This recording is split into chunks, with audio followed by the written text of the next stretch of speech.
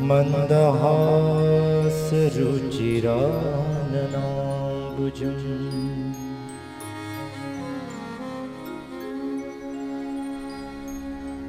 पूजितं सुरनरोत्तमेर्मुदा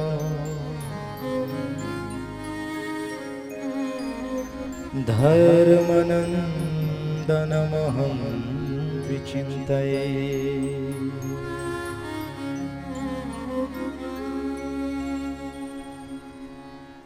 सर्वस्वरूपे सर्वेशे सर्वशक्ति समन्विते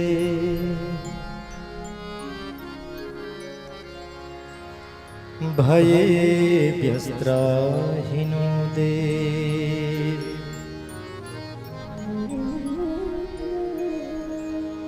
दुर्गे देवी नमोस्तुते।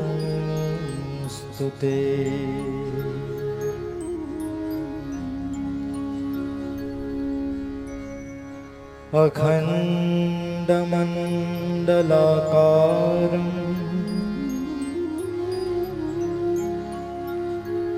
व्याप्तं येन चराचरम्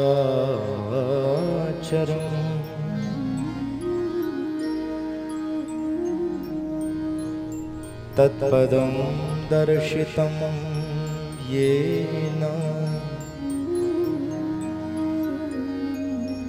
तस्मै श्री गुरवे नमः।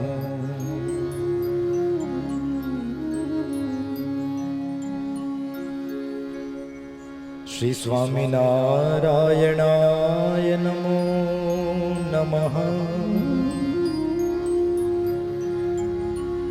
श्री हरिकृष्णाय नमो नमः।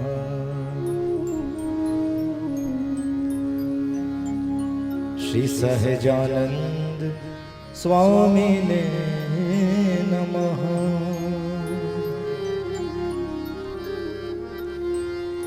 श्री प्रगट पुरुषोत्तमाय नमो नमः।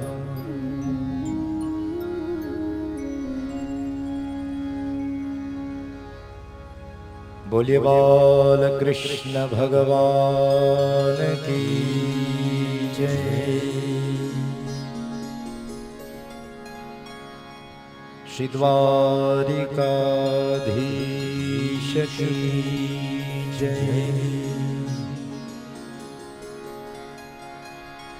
श्री गिरिराज धरण की जय। श्री रामचंद्र भगवान की जय। बोलो स्वामी नारायण भगवान की जय। सत्य सनातन धर्म की जय। भागवत भगवान की जय। अपने अपने मात पिता की जय। सद्गुरु देव की जय।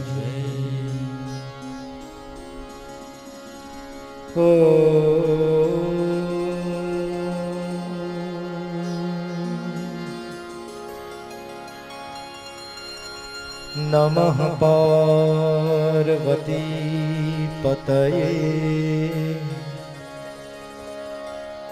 हर हर महादेव।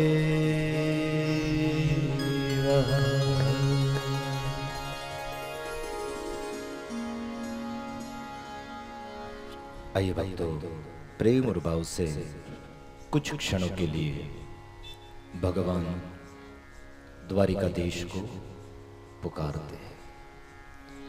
द्वारिकाधीश रूपाणु द्वारिकाधीश जी। द्वारिकाधीश प्रेम और भाव से तालियों की सेवा देते हुए जी। द्वारिकाधीश रूपाणु द्वारिकाधीश जी।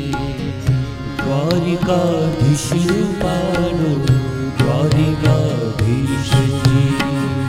रण छोड़ राय प्यारो रण छोड़ राय जी। रण छोड़ राय प्यारो रण छोड़ राय जी। रण छोड़ राय प्यारो रण छोड़ राय जी। रण छोड़ राय प्यारो रण छोड़ राय जी। द्वारिकाधीश रूपाणु द्वारिकाधीश जी। द्वारिकाधीश रूपाणु द्वारिकाधीश ओ द्वारिकाधीश रूपाणु द्वारिकाधीश जी। द्वारिकाधीश रूपाणु हरि बोल। द्वारिकाधीश जी।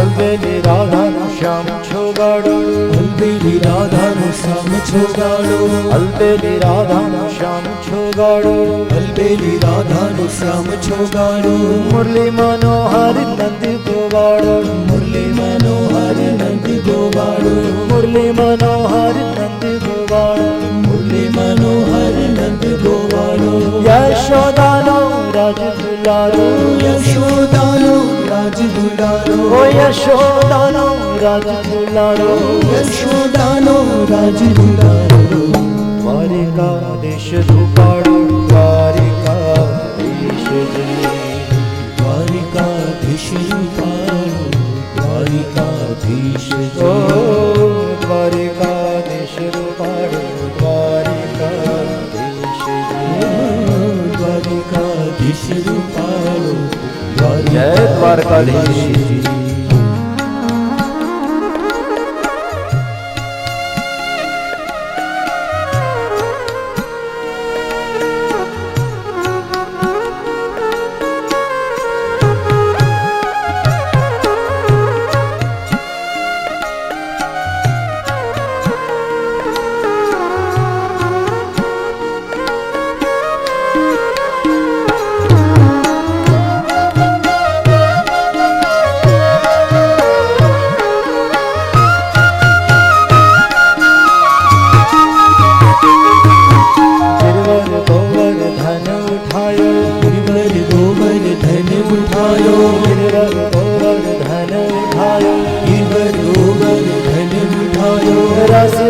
गोपियन नचायो रस रच गोपियन नचायो रस रच गोपियन नचायो रस रच गोपियन नचायो प्रेम नो मुरली नाद बजायो प्रेम नो मुरली नाद बजायो प्रेम नो मुरली नाद बजायो प्रेम नो मुरली नाद बजायो द्वारिकाधीश रूपाणो द्वारिकाधीश द्वारिकाधीश रूपाणो द्वारिकाधीश ओ द्वारिकाधीश रूपाणो द्वारिकाधीश द्वारिकाधीश रूपाणो द्वारिकाधीश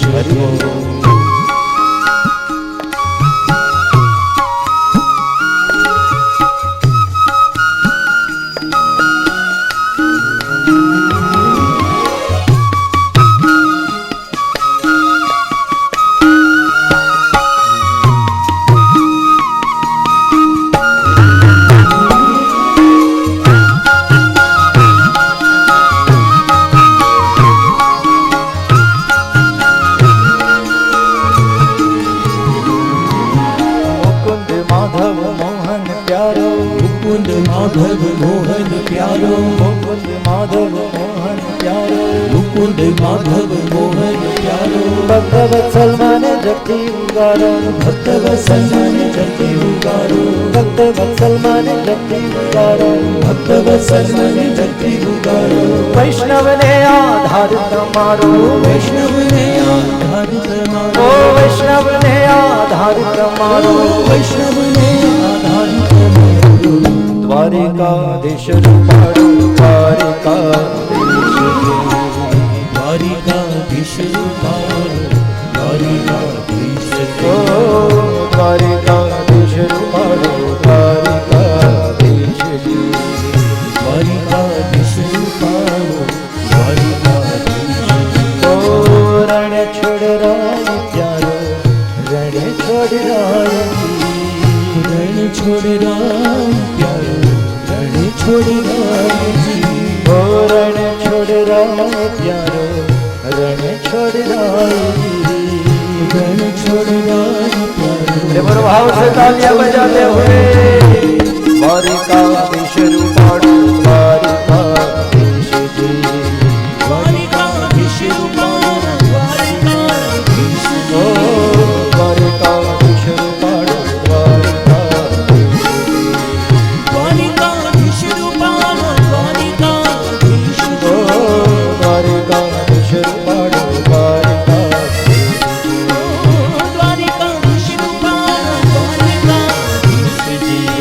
द्वारिकाधीश रूपारो, द्वारिकाधीश जी, द्वारिकाधीश रूपारो, द्वारिकाधीश जी। बोलिए द्वारिकाधीश की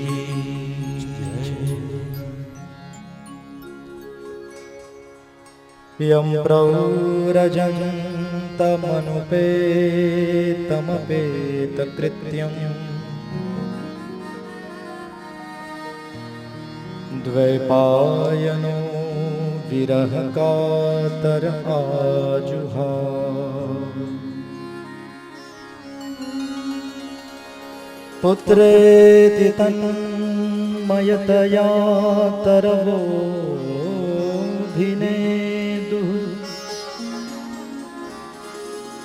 तं सर्वभूतहृदयं मुनिमानतोऽस्मि।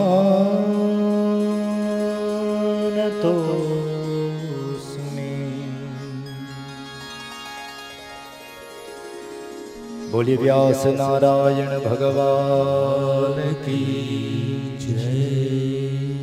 श्री शुकदेव जी महाराज की जय। श्री लक्ष्मी नारायण देव की जय।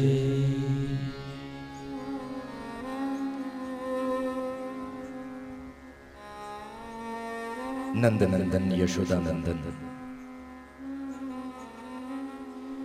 श्री व्रजेश कुमार गोपिका जन वल्लभ पतित पावन मुनि मन भावन अधम उदाहरण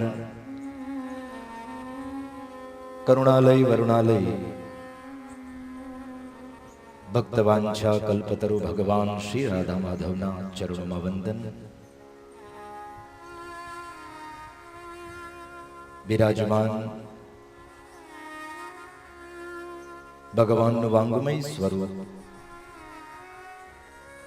भागवत भगवान श्री चरणों वंदन।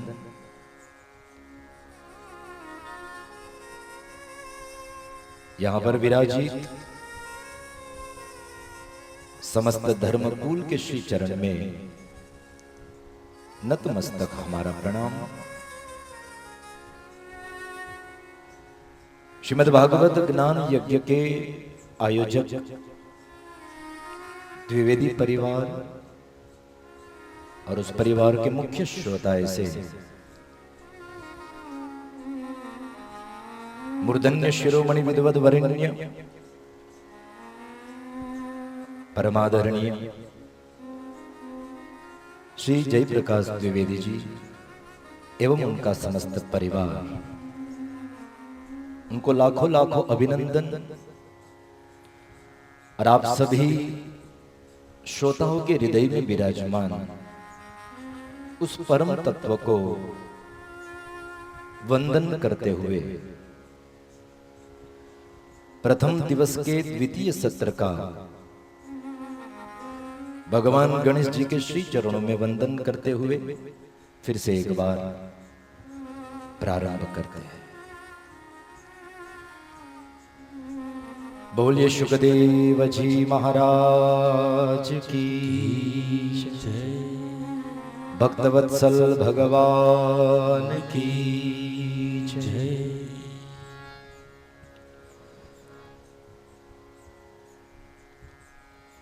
बड़ी ही श्रेष्ठ भागवत जी की महात्म्य की कथा चल रही है। प्रथम सत्र एवं प्रातः सत्र में हम लोगों ने भगवान कृष्ण को वंदन किया। महात्म्य के प्रथम अध्याय के दूसरे श्लोक में भागवत के जो कथयिता है ऐसे श्री सुखदेव जी महाराज, उनको वंदन किया। यहां पर हमारे बीच में भगवान स्वामीनारायण के आश्रित सांख्यों की बहनें बैठी हुई है। मैं उनको भी वंदन करता हूं, प्रणाम करता हूं।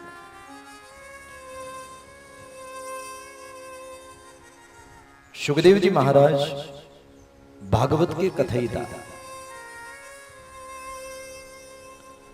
परीक्षित महाराज को सुखदेव जी ने यह कथा सुनाई। मुख्य रूप से भागवत में सुखदेव जी और परीक्षित का ही द्वितीय स्कंद से संवाद शुरू हो जाता है।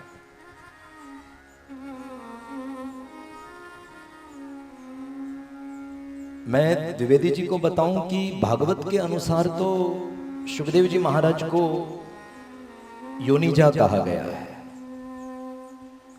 लेकिन देवी भागवत में सुखदेव जी महाराज का जब चरित्र सुनते हैं तो वहां पर सुखदेव जी महाराज को अयोनिजा कहा गया है, क्योंकि अरण्य में से प्रकट हुए।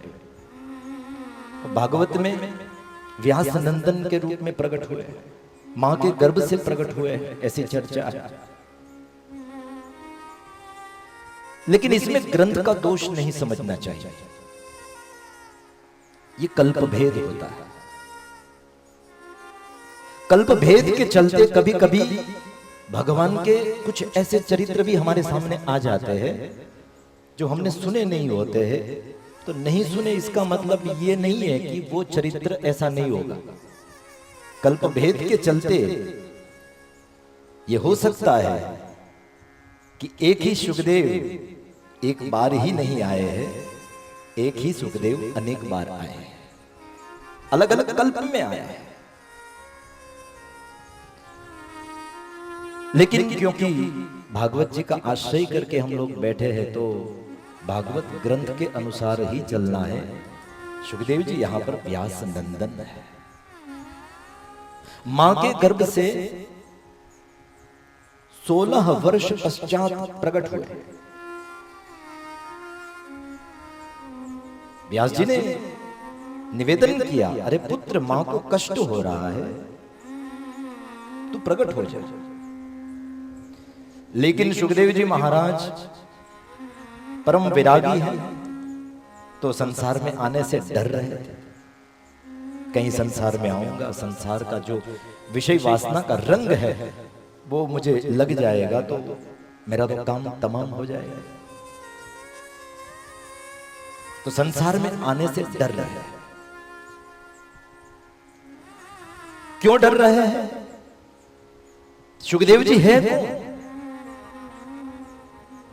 शास्त्र में कहा है कि ये सुखदेव जी महाराज भगवान शिव के अंश हैं। पहले तोते के रूप में थे। भगवान शिव जी मां पार्वती को अमरनाथ में अमर कथा सुना रहे हैं। ये कथा कैसी है? अमर कथा जो आज भी चल रही है। आज भी वो अमर कथा पूरी नहीं हुई। पार्वती जी सामने बैठे हुए, भगवान भोलेनाथ पार्वती को भगवान के अलग अलग कथा चरित्र सुना रहे हैं। तो भगवान भोलेनाथ ने तो मुंड माला धारण की हुई थी, तो पार्वती ने पूछ दिया, पतिदेव माफ करना, लेकिन बीच में मुझे एक प्रश्न दिमाग में आ रहा है। बोलो देवी, क्या प्रश्न? ये जो आप मुंड माला धारण कर रहे हो, तो ये किसके मुंड है? आपने बहुत सारे मुंड और उसकी माला पहनी हुई, तो ये मुंड किसके है? भगवान शिव ने कहा, पार्वती सुनिए, आपके बहुत जन्म हो चुके हैं और हर जन्म में आपने बस यही कामना की कि पति के रूप में मुझे सदा सर्वदा शिव ही प्राप्त हो। तो आपके अनेक जन्म हो चुके हैं। जब जब आपने जन्म लिया और उस जन्म के अंत में जब जब आपने अपने देह का त्याग किया, तो उस मुंड को मैंने आज दिन तक संभाल करके रखा है। जितने भी मुंड है वो अन्य किसी नर के नहीं है। ऐ नारी शक्ति, ऐ पार्वती, ये सभी मुंड तुम्हारे ही है। तुम्हारी ही मुंड को मैंने धारण किया। सोचो, कई जन्मों से हर एक जन्म में शिव जी पार्वती को भगवान की कथा सुनाते, और फिर भी आज दिन तलक वो कथा पूरी नहीं हुई है। आज भी वो कथा चल रही है, अमर कथा, अमरनाथ स्थान। तो पार्वती ने उस कथा के चलते शिव जी से पूछ दिया, पतिदेव, दुनिया में ऐसा कौन सा तत्व है, ऐसा कौन सा साधन है जिससे त्रिलोक पावन हो जाए? तब शिव जी ने बहुत सुंदर जवाब दिया, और गोस्वामी जी ने मानो शिव जी के बदले चौपाई के रूप में यह जवाब दिया। पूछे रघुपति कथा प्रसंगा, पूछे रघुपति कथा प्रसंगा, पूछे रघुपति कथा प्रसंगा, पूछे रघुपति कथा प्रसंगा,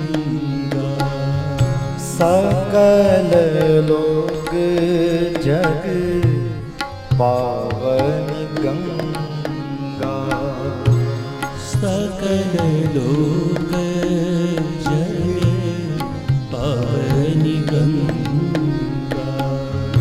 पार्वती ने प्रश्न किया, पतिदेव, त्रिलोक को पावन करे ऐसा परम तत्व क्या है, परम साधन क्या है? तो महादेव ने जवाब दिया, सकल लोक जग पावनी गंगा। एकमात्र हे देवी परमात्मा के चरित्र है, वो चरित्र ही तीनों लोक को पावन और पुनीत करने वाला है। इसलिए भगवान के भक्त को चाहिए वो निरंतर भगवान के चरित्र में ही लगा रहे।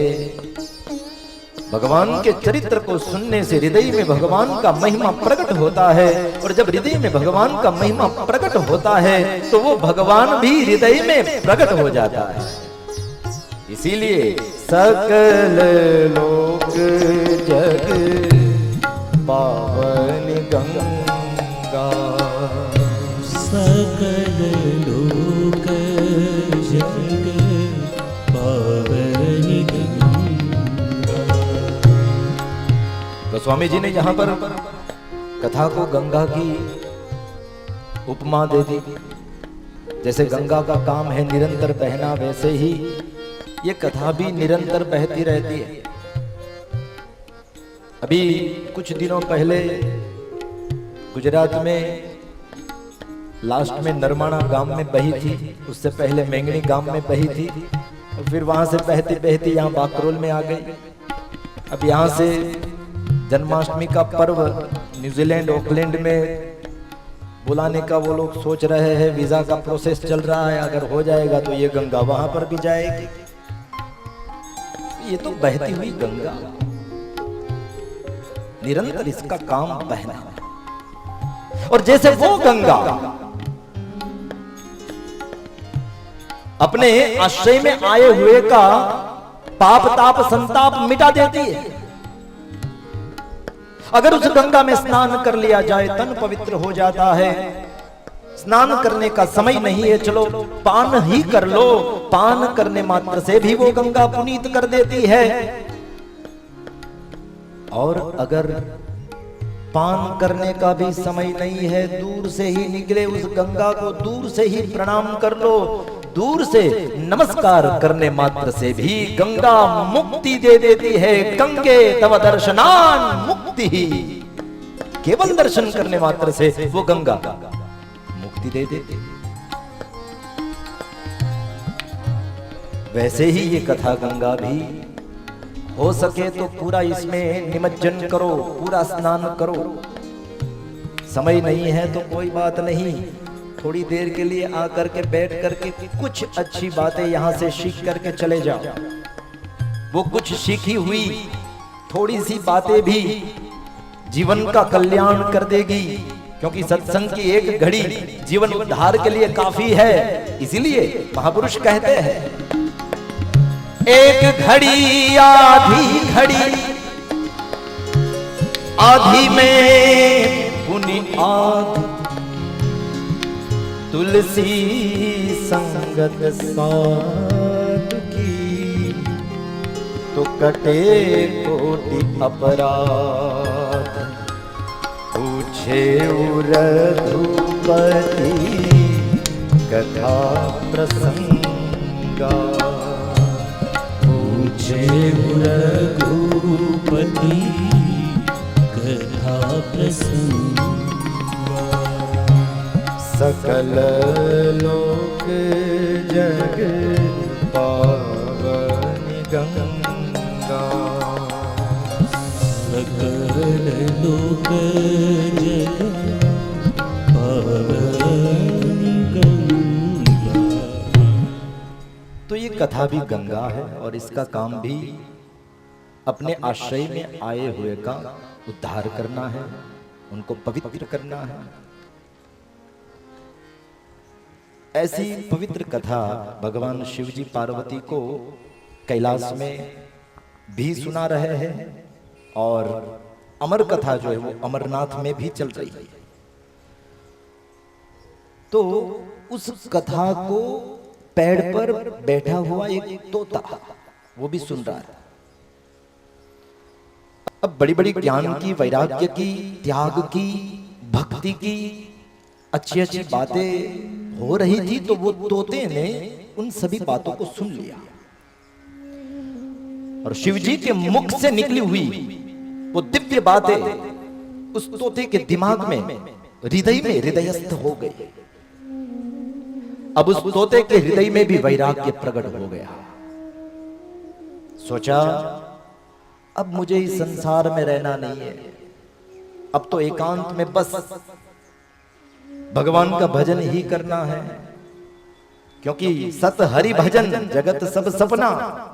अगर हरि भजन ही सत्य है और बाकी सब मिथ्या है तो मुझे भजन ही करना है। और भजन के लिए संसार में रहूंगा तो आराम से मैं भजन नहीं कर पाऊंगा, तो मैं कोई एकांत जगह खोज लेता हूं। उस समय वो तोता उड़ते हुए वैराग्य को धारण करते हुए बराबर व्यास पत्नी जाबाली पुत्री चेटिका उसको यौन आया तो मुंह खोला, अब तोते की नजर उसमें गई, हाँ ये ठीक रहेगा, इसके मुंह में चला जाऊंगा और मुंह के माध्यम से उधर में चला जाऊंगा, बस फिर वहां पड़ा रहूंगा, बाहर निकलूंगा ही नहीं, और वहीं बैठे बैठे भजन करता रहूंगा। तो वो तोता छोटा सा स्वरूप धारण करके,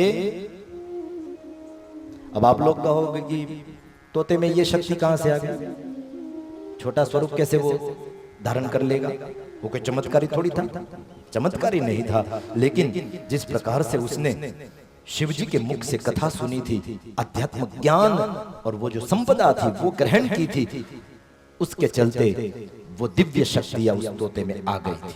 तो वो अपने आप को छोटा भी कर सकता था, बड़ा भी कर सकता था, जो भी हो, छोटा रूप धारण करके उधर में प्रविष्ट हो गया।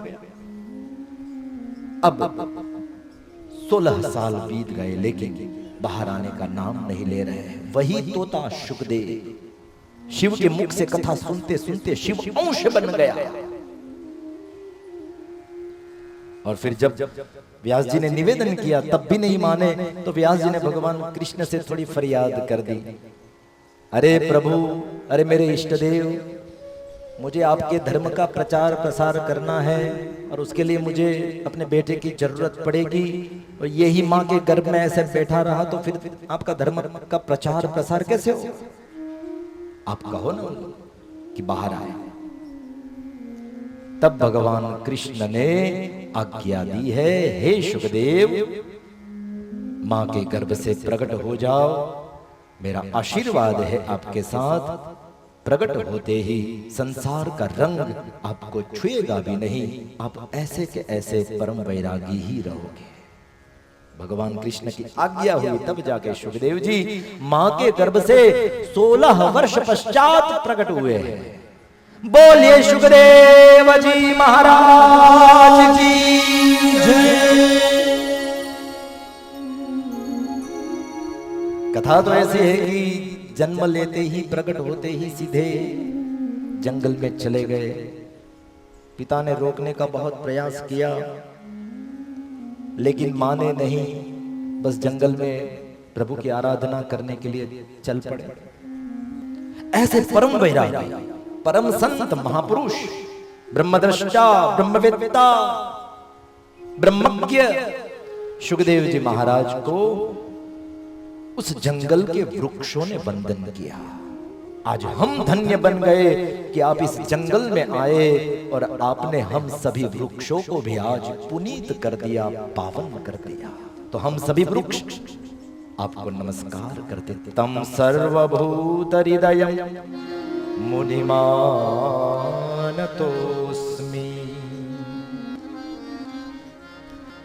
ऐसे शुकदेव जी महाराज जो भागवत के कथयिता है, उनको वंदन किया है। और तदनंतर अब भागवत का महात्म्य हमें नैमिषारण्य पवित्र भूमि में ले जा रहा है।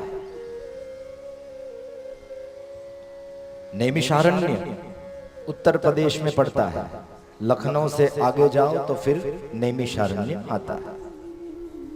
वैसे हमारी दृष्टि में तो नैमिषारण्य भूमि है, लेकिन साधक की दृष्टि में देखा जाए तो ये भूमि नहीं है, ये भूमिका है। हमारी भूमिका जो है वो नैमिषारण्य भूमि की तरह होनी चाहिए। नैमिषारण्य, निमिष शब्द में से नैमिषारण्य शब्द बना है। अरण्य का अर्थ होता है जंगल, वन। निमिष क्या है? निमिष जो हम पलक झपकते हैं ना आंखों की, वो पलक झपकना वो निमिष है। तो पलक झपकने में जितना समय लगता है, उतने समय के लिए भी भगवान की कथा में से हमारा ध्यान ना हटे तो समझना हम नैमिषारण्य भूमि में हैं। उतनी देर के लिए भी कथा में से हमारा ध्यान ना हटे तो आप नैमिषारण्य भूमि में हो। आपकी भूमिका नैमिषारण्य की हो गई है। ऐसे नैमिषारण्य भूमि में 88,000 ऋषि मुनि एकत्रित हुए। 88,000। और सबसे अग्र जो है वो है, मुख्य जो है वो है शौनक जी। इसीलिए सबके नाम नहीं लिए जाते हैं, केवल यही बोला जाता है शौनकादि ऋषया। शौनक जी सबसे आगे है। अच्छा, सत्संग के लिए, ज्ञान यज्ञ के लिए उन लोगों ने यही नैमिषारण्य भूमि को ही क्यों पसंद किया, उसके पीछे भी कथा है। सबसे पहले 88,000 शौनकादि ऋषि मुनि गए थे ब्रह्मा जी के पास। ब्रह्मा जी के पास जाकर के ब्रह्मा जी से निवेदन किया कि हमें सत्संग करना है, और सत्संग करने के लिए हमें कोई उत्तम स्थान बताइए। तब ब्रह्मा ने एक मनोमय चक्र छोड़ते हुए कहा कि हे शौनकादि ऋषियों, एतन् मनोमयं चक्रम मया सृष्ट विसृज्यते यत्रास्य शीर्यते नेमिः सदेशस् तपसः शुभम। मैं ये मनोमय चक्र जो है छोड़ रहा हूं, ये मनोमय चक्र के पीछे पीछे आप लोग जाओ, और फिर जिस जगह पर इस चक्र की धार जो है वो गुंठित हो जाए, खंडित हो जाए, और ये चक्र जहां पर शांत हो जाए, वहीं बैठ करके आप लोगों को सत्संग करना है। ठीक है, मनोमय चक्र गया आगे आगे, और पीछे पीछे चल पड़े हैं शौनकादि ऋषि मुनि। तो वो जो मनोमय चक्र था वो नैमिषारण्य भूमि में आकर के शांत हो गया, स्थिर हो गया, उसकी धार खंडित हो गई। तब जाके सभी लोगों ने यही समझा, ब्रह्मा की यही आज्ञा है कि हम यहीं पर बैठ करके सत्संग करें। अब आध्यात्म अर्थ समझने जैसा है कि ये मनोमय चक्र क्या है। मनोमय चक्र मतलब हमारा मन, जिसे हम लोग मणिराम कहते हैं। ये मणिराम बहुत नटखट है, मणिराम बहुत चंचल है।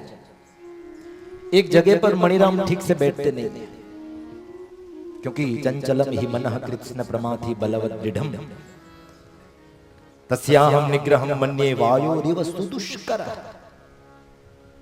अर्जुन का ये प्रश्न था गीता में भगवान कृष्ण को। बड़ा ही मन चंचल है, ये चंचल मन प्रभु शांत ही नहीं होता, क्या कर। तब भगवान कृष्ण ने कहा अभ्यास योगेन ततो मां ध्यायन्त उपासते। अभ्यास कर। मन है उसका स्वभावी चंचलता है, भटकेगा। उस मन को ज्यादा दृश्य मत दिखा, उस मन को ज्यादा चित्र मत दिखा, चलचित्र मत दिखा, क्योंकि मन जितना देखता है उतना ही भटकता है।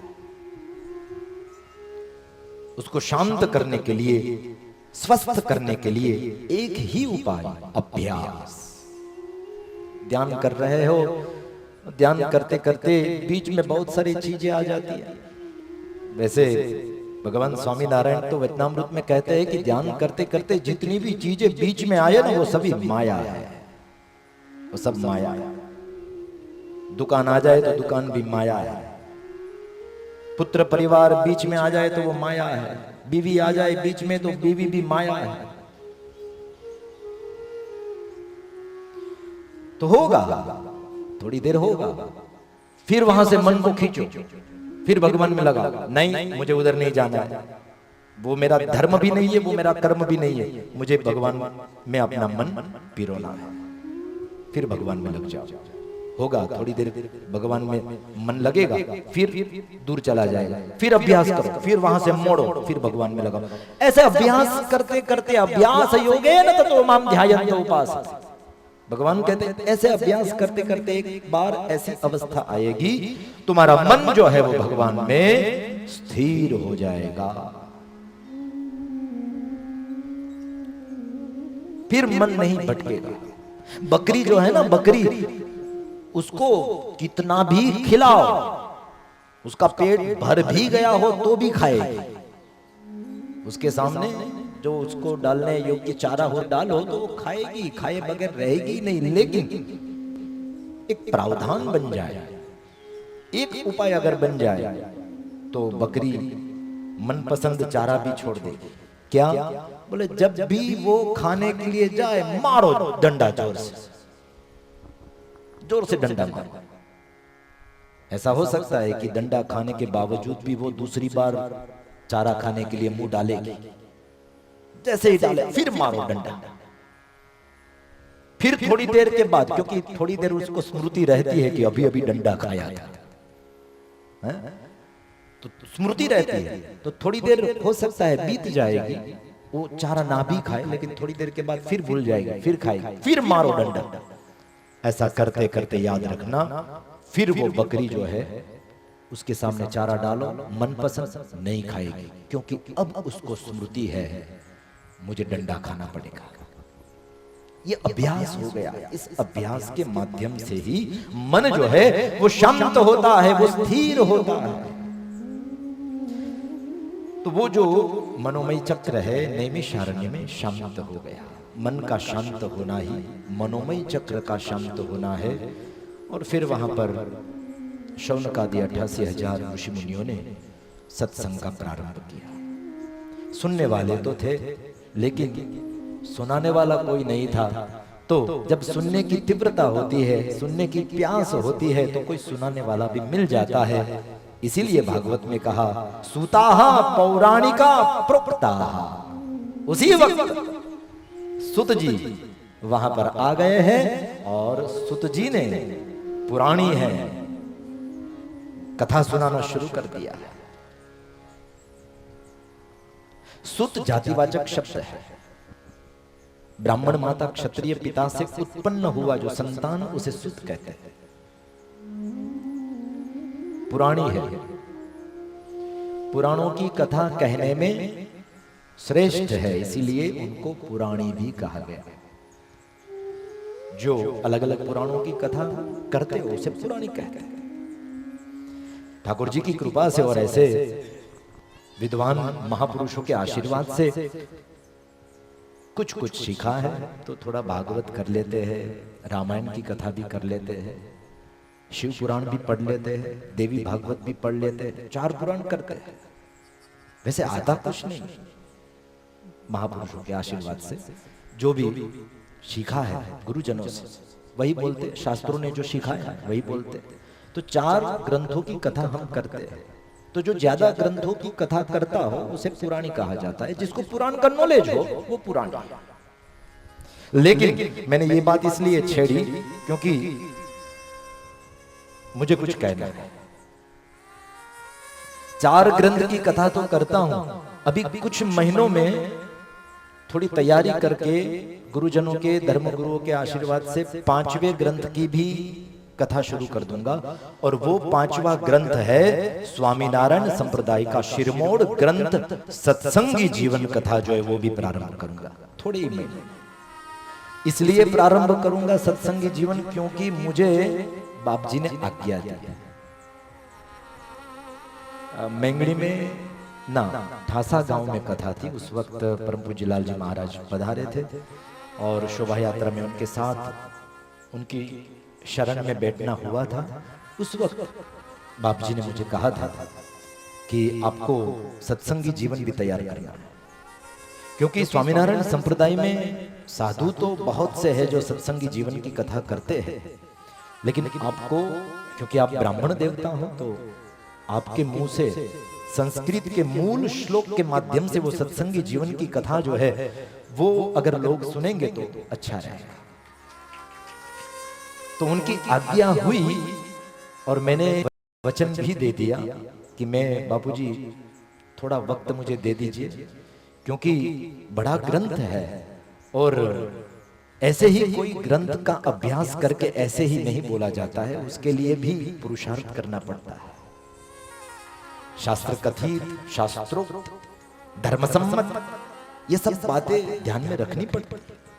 तो मैंने कहा कुछ समय दे दीजिए, मैं अवश्य प्रयास करके सीखूंगा और फिर जैसे ही तैयार हो जाएगी सबसे पहले मैं आपको फोन करूंगा। और फिर मैंने हंसा भी था कि जैसे तैयार हो जाए तो फिर सत्संगी जीवन की कथा मुझे दिलवा भी दे दे, तो मैं वो भी काम शुरू कर, क्योंकि सीख लिया और फिर कहीं पर वो धर्म का प्रचार ही न कर पाऊं और घर बैठे रहूं तो वो भी कोई मतलब का नहीं है। ब्राह्मण जो है ऐसे विद्वद वरेण्य जो है, धर्मगुरु जो है, वो चरे वेती, वो धर्म का प्रचार करने के लिए चरे वेती वो घूमते रहने चाहिए,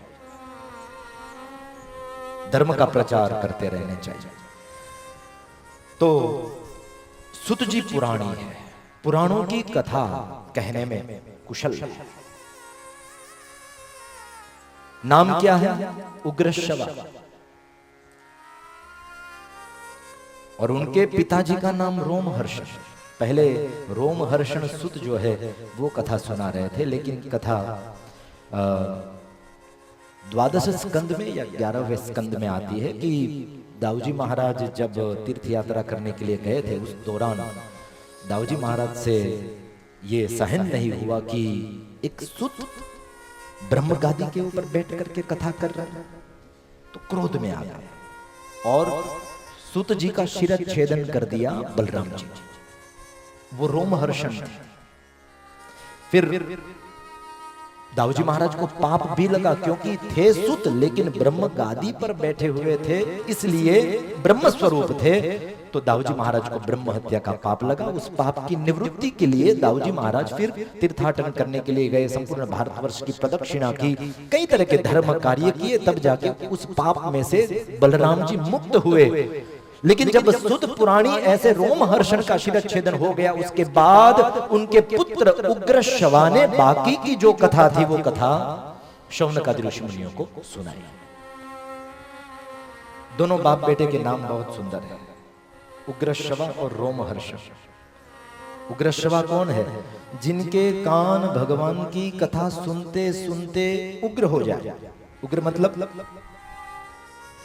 भगवान की कथा सुनते सुनते जिनके कान जो है वो प्यासे हो जाए, आतुर हो जाए, मैं और सुनूं, कुछ भी ना छोड़ूं, ये उग्रता होती है। तो भगवान की कथा में जिसके श्रवण उग्र है वो उग्रश्रवा। पिता है रोमहर्षण। भगवान की कथा सुनते सुनते या तो भगवान की कथा सुनाते सुनाते जिनके रोम रोम हर्षित हो जाते हैं, ऐसे व्यक्ति का नाम है रोमहर्षण। तो ऐसे उग्रश्रवा सुत जी आ गए और बैठ गए आसन बिछा करके, श्रोता के रूप में शौनकादि 88,000 ऋषि मुनि जो है वो बैठे हैं और भागवत का महात्म्य अब यहां पर वर्णन करता है। नैमिषे सूतमासीन अभिवाद्य महामतिम कथामृत रसास्वाद कुशलः शौनको ब्रवीत्। बड़ा सुंदर श्लोक, एक ही श्लोक में मानो वक्ता का परिचय दे दिया। पहली लाइन में वक्ता का परिचय दे दिया कि वक्ता कैसा होना चाहिए। बोले नैमिषे सूतमासीनम अभिवाद्य महामतिम। कथा का जो वक्ता है वो महामतिम होना चाहिए। अच्छा, महामति किसे कहते हैं?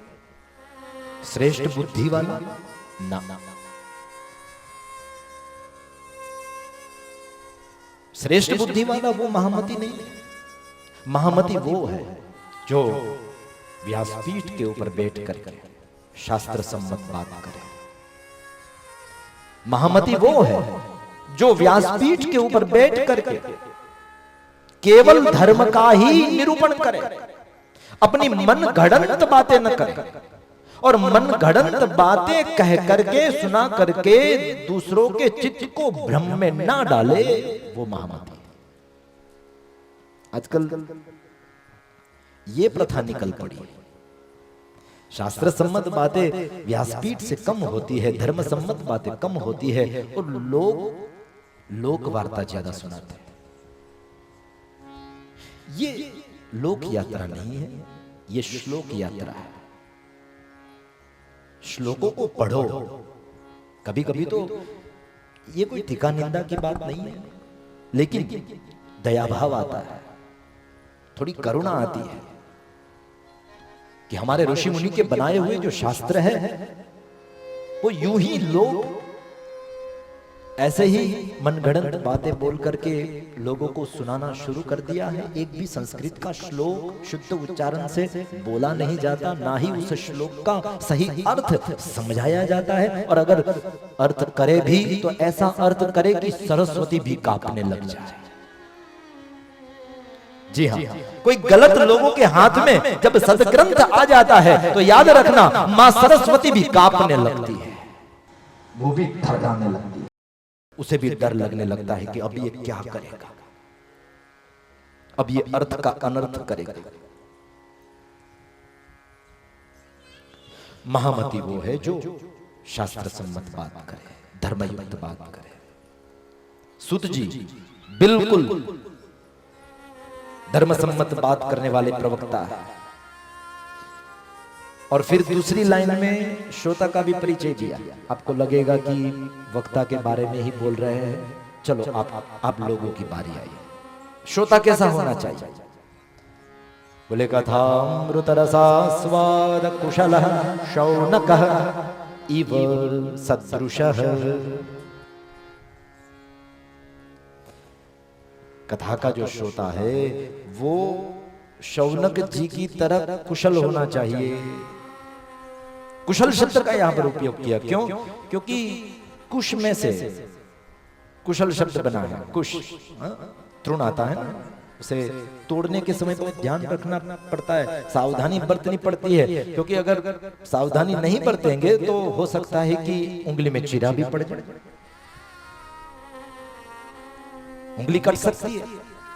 तो उस वक्त जैसे कुश को तोड़ने के समय व्यक्ति सावधानी बरतता है, वैसे ही कुशलता पूर्वक कथा को सुनना चाहिए। कथा को सुनने के वक्त भी सावधानी बरतो। अगर सावधान चित्त से, सावधान तन से, सावधान मन से कथा को नहीं सुना तो याद रखना केवल ये परिश्रम होगा, प्राप्ति कुछ नहीं होगी। परिश्रम मत करो, तन और मन की स्थिरता बनाते हुए पूर्ण सावधानतया कथा को सुनो। इसलिए हर ग्रंथ के प्रारंभ में जो प्रवक्ता होते हैं, जो उसके लेखक होते हैं, रचयिता होते हैं, कथयिता होते हैं, वो हमेशा कहते हैं सावधानतया सुनो, सावधानता से सुनो। भागवत में ये लिखा है सावधानतया सुनो। फिर शिव पुराण हो तो शिव पुराण में ये लिखते हैं शृणुध्वम अवधानतः। और अगर रामचरितमानस की कथा हो तो गोस्वामी जी कहेंगे तात सुनहु सादरम मन लाई। हे तात सादर सुनहु मन लाई। अब मन को स्थिर करते हुए प्रभु की मंगलमय कथा का प्रारंभ हो रहा है, तो सावधानी से सुनो, सावधानी बरतो, तन मन को स्थिर रखो। तो श्रोता का परम लक्षण बताया, श्रोता कुशल होना चाहिए। अब क्योंकि वक्ता भी सामने है, श्रोता भी बैठे हुए हैं, तो सबसे पहले मैंने कहा था ना सुबह, जिज्ञासा की आग होती है तभी समाधान बड़े बड़े महापुरुषों से प्राप्त होता है या तो शास्त्रों से प्राप्त होता है। लेकिन जिज्ञासा की आग होनी चाहिए, और जिसे जिज्ञासा होती है वो हमेशा प्रश्न पूछता है, परिप्रश्नेन, वो प्रश्न पूछता है। तो यहां पर शौनक जी ने प्रश्न पूछा है, लेकिन प्रश्न पूछने से पहले वक्ता का सम्मान भी किया। जिस ग्रंथ को वक्ता पढ़ रहा है वो ग्रंथ भी महान है, और उस ग्रंथ को पढ़ने वाला वक्ता भी पूजनीय है। हमेशा वक्ता का भी सम्मान करना चाहिए, और वो जो सम्मान मिले उससे वक्ता को हृदय में अहंकार नहीं लाना चाहिए कि देखो इतने बड़े बड़े लोग मेरा सम्मान कर रहे हैं, हाँ, मुझे पूज्य भाव से देख रहे हैं ना। अगर ये अहंकार भाव आ गया तो वक्ता का ज्ञान नष्ट हो जाएगा। और अगर श्रोता के हृदय में ये भाव आ गया कि देखो मैंने कैसे ठाठ माठ से रखा है वक्ता को, तो श्रोता का भी जो भी पुरुषार्थ है धर्ममय वो सब चौपट हो जाएगा। तो वक्ता और श्रोता दोनों को सरलता बरतने की आवश्यकता है। इसीलिए गोस्वामी कहते हैं सरल स्वभाव नमन कुटिला, सरल स्वभाव नमन कुटिला, सरल स्वभाव नमन कुटिला, सरल स्वभाव नमन कुटिला, जथा लाभ संतोष सदा, जथा लाभ संतोष सदा। सरल स्वभाव नमन कुटिला। ये भगवान को सरलता बहुत पसंद है। मौलिकता में रहो, बिन जरूरी दिखावा मत करो, जैसे हो वैसे रहो। बिन जरूरी दिखावा करोगे आज मालूम में नहीं पड़ोगे, कल तो चेहरा नकाब हटेगा ही, फिर तो पकड़े ही जाओगे। तो जैसे हो वैसे रहो, सरल स्वभाव नमन कुटिला, जथा लाभ संतोष सदा।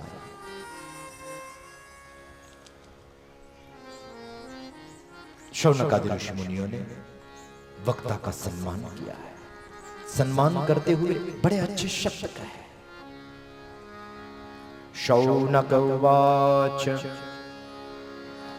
अज्ञानध्वंत विद्वांस कोटि सूर्य समप्रभ, सुताख्याहि कथासार मम कर्ण रसायनम्।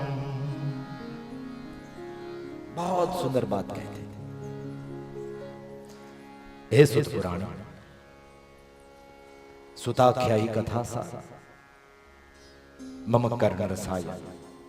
आप हमारे लिए वंदनीय है, आप हमारे लिए पूजनीय है। आप कैसे हैं? बोले कोटि सूर्य समप्रभ। एक सूर्य जहां पर उदय हो जाता है वहां पर प्रकाश फैल जाता है। अंधकार की ताकत नहीं है कि सूर्य उदित हो फिर उसके बाद वो अपना अस्तित्व रख पाए। प्रकाश हो तो अंधेरे को भागना ही पड़ता है। अंधेरा क्या है? अंधेरा ही अज्ञान है।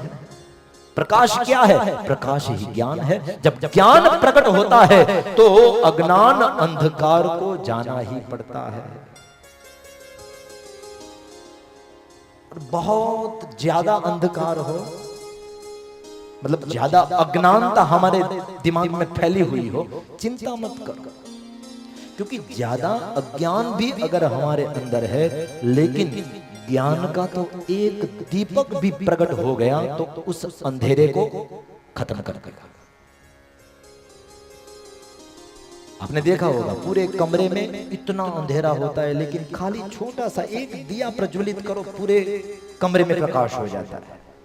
तो ज्ञान का एक दीपक ही काफी है। भागवत दीपक है।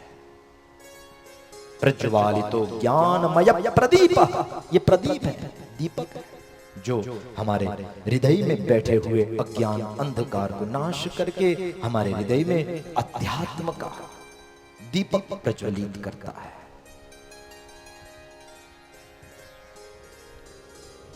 तो एक सूर्य जब उदय हो जाता है तो फिर वहां पर अंधकार रह नहीं पाता है, उसको भागना ही पड़ता है।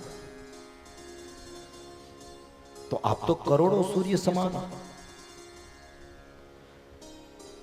अब कृपा करके सुताख्यायी कथा सार, अब हमें कथा का सार सुनाइए जो हमारे कान के लिए रसायन, औषधि और रसायन में फर्क। औषधि वो होती है कि बीमारी होने के बाद जो ली जाए और फिर उससे बीमारी हटे, नाश हो, वो औषधि है। लेकिन रसायन वो है जो बीमारी होने ही न दे, रोग प्रतिकारक शक्ति वो रसायन है, पहले से ही रोगों से हमें बचाए। तो हमारे कान के लिए ऐसा रसायन जो हो वो हमें सुनाइए, क्योंकि अब हमारे लिए तो आप सद्गुरु के रूप में है। और यहां पर स्पष्ट किया है शौनकादि ऋषि मुनियों ने, चिंतामणिर्लोक सुखम सुरद्रुः स्वर्ग संपदम प्रयच्छति गुरु प्रीतो वैकुंठम योगी दुर्लभम।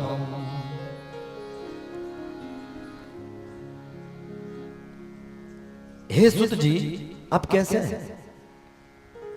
बोले जिसके पास चिंतामणि हो उन्हें कोई बात की चिंता नहीं होती है, जिसके आंगन में कामधेनु गौ बंधी हुई हो उसके घर में कोई कमी नहीं होती है, और जिसका घर कल्प वृक्ष के नीचे हो उसके घर में कोई भी चीज वस्तु पदार्थ का अभाव नहीं रहेगा, क्योंकि ये तीनों इच्छित वस्तु को प्रदान करते हैं। जो भी उससे मांगो वो मिलेगा। चिंतामणि, कामधेनु और चिंतामणि और कल्पतरु वृक्ष, जो भी मांगो मिलेगा। लेकिन जहां तक लौकिक चीज वस्तु पदार्थ के साथ संबंध है तब तक वो लौकिक चीज वस्तु पदार्थ ही ये तीनों हमें दे सकते हैं। लेकिन हृदय में जब अलौकिक जंखना जगे, अलौकिक प्यास जगे, प्रभु से मिलन की प्यास जगे, उस वक्त क्या करोगे? क्या उस वक्त चिंतामणि भगवान के साथ मिलन कराएगा? क्या उस वक्त कल्पतरु वो हमें भगवान से मिला देगा? क्या उस वक्त कामधेनु गाय वो हमें भगवत प्राप्ति करा देगी? ना, ये तीनों उस वक्त बेकार हो जाते हैं। उस वक्त केवल एक ही तत्व हमें भगवान से मिला सकता है, वो तत्व है प्रयच्छति गुरु प्रीतो वैकुंठम योगी दुर्लभम। केवल एकमात्र सद्गुरु जो है वो ही हमें परमात्मा के साथ मिला सकते हैं।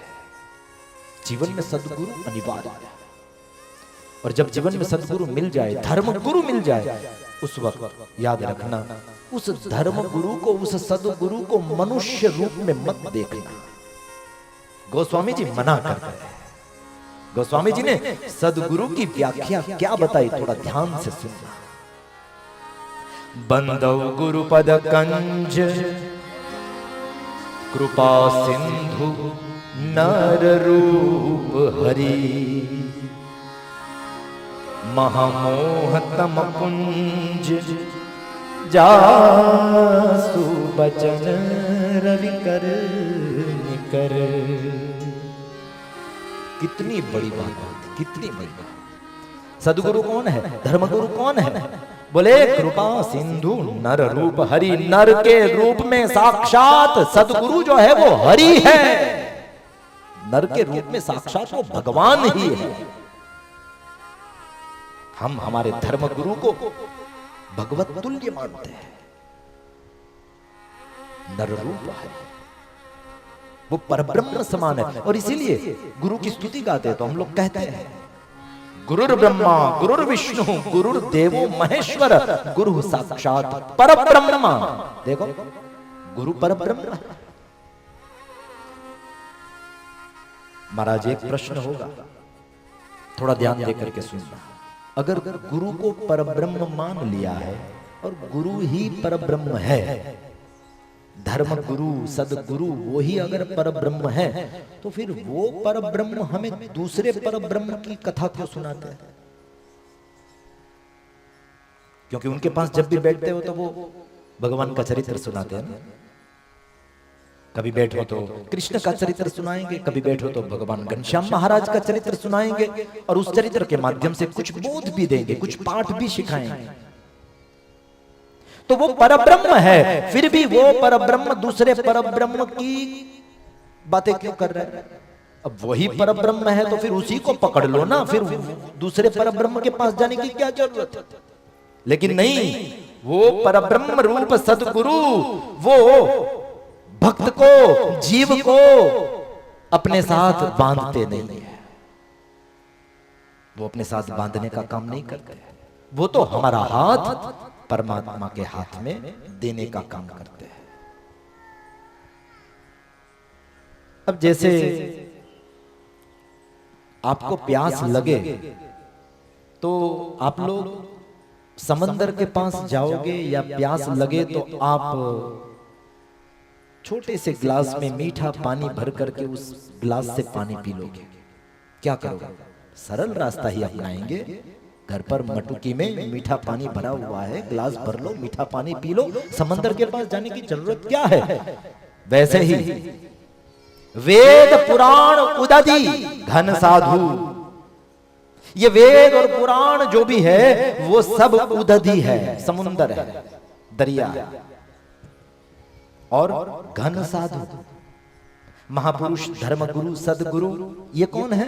बोले ये घन है। घन मतलब बादल है जो मीठे पानी से भरा हुआ है। जाना कहां पर है? तृप्ति कहां पर होगी? प्यास कहां पर बुझेगी? समुद्र के पास। पूरा समुद्र पी जाओ फिर भी प्यास न बुझे, क्यों? खारा है जल, खारे जल से प्यास नहीं बुझती।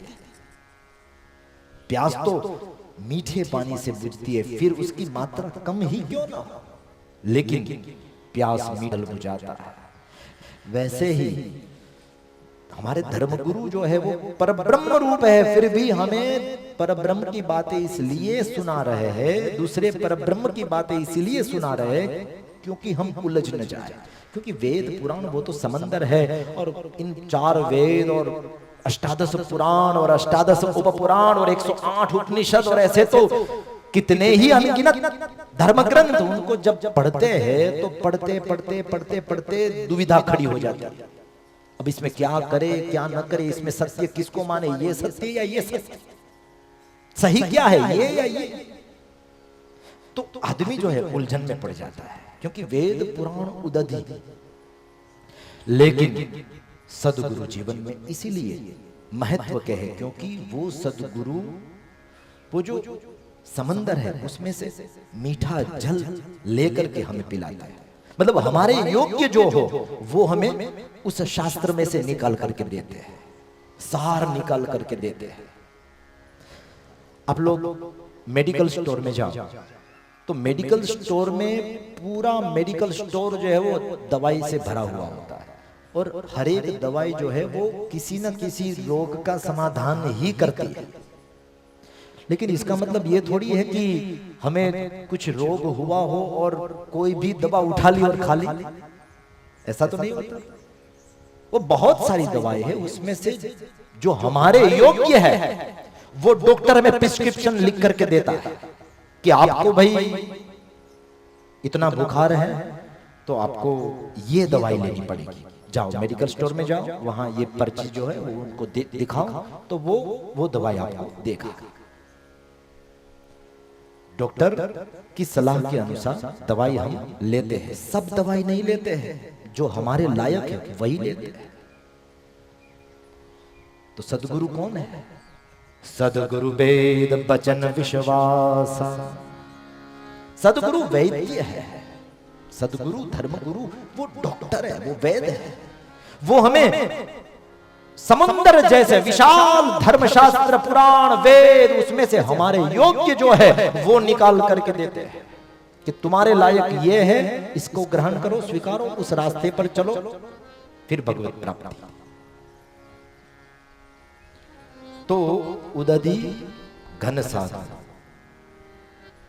समंदर से प्यास नहीं बुझेगी साहब, लेकिन उस समंदर में से बादल आसमान में छा जाए और वो बादल अपने भीतर मीठे जल को भर ले, और फिर वो मीठे जल से भरा हुआ बादल जब बरसता है, मीठे पानी की वर्षा करता है, उस मीठे पानी से हमारी प्यास बुझती है। समंदर के खारे जल से हमारी प्यास नहीं बुझती। जीवन में धर्मगुरु इसीलिए आवश्यक है।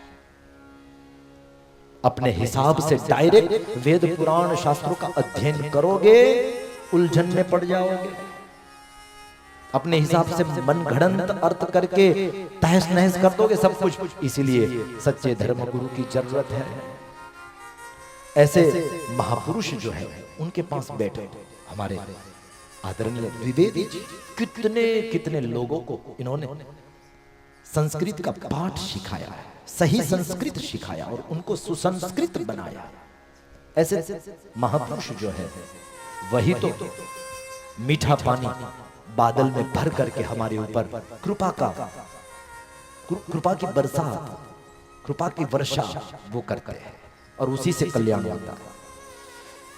तो शौनक आदि ऋषि मुनि कहते हैं कि हे सदपुराणी, आप तो हमें सदगुरु के रूप में मिले हो, तो हम तो धन्य हो गए। प्रयच्छति गुरु प्रीतो वैकुंठम योगी दुर्लभम। बड़े बड़े योगियों को भी जो दुर्लभ होता है ऐसा ज्ञान वो है सदगुरु आपकी कृपा से अब प्राप्त होगा। तो हमारे ऊपर प्रसन्न रहिए, राजी रहिए। इस प्रकार से जब शौनकादि ऋषि मुनियों ने सुत जी की स्तुति की तो सुत जी प्रसन्न हुए और प्रसन्नता से भरे हुए सुत जी ने भी अपनी प्रसन्नता शौनकादि ऋषि मुनियों के प्रति दिखाई है। और अब यहां से सुत जी का प्रवचन शुरू होता है। सूत उवाच प्रीति शौनक जित्ते ते